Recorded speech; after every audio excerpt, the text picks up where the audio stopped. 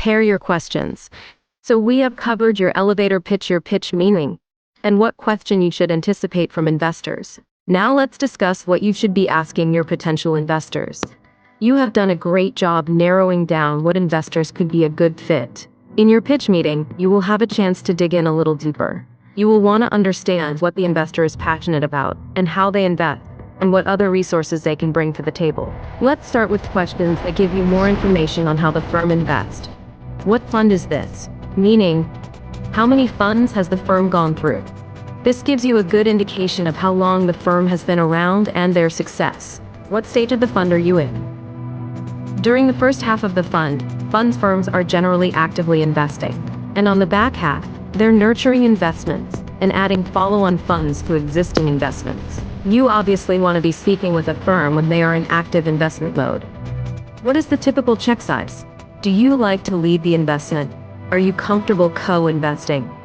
Asking the typical check size will give you a ballpark on how much of your round that investor is capable of filling. If the firm leads the investment, you will want to check to know that they play nice with other investors as well. What is the process for investment in the firm?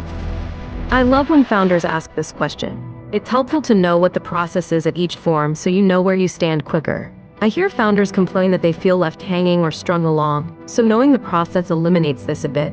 And never be afraid to ask what the next steps are in that process. It may be as simple before you walk out the door. You will want to get a good understanding of additional resources an investor is able to bring to the table. Ask how do they like to help their portfolio companies. Some firms have expertise on brand partnerships, others on PR, and some on recruiting. You need to understand where the investor's strengths are to determine if it's what will help you scale your product to a successful company. As you get into a deeper conversation with an investor, you should do a little due diligence of your own. If part of what makes that firm attractive to refer to you is that it offers expertise, mentoring, and services, you should be sure that the firm has a track and record of delivering on those. May we ask to be referred to other entrepreneurs that the investor has worked with both in the current portfolio and past.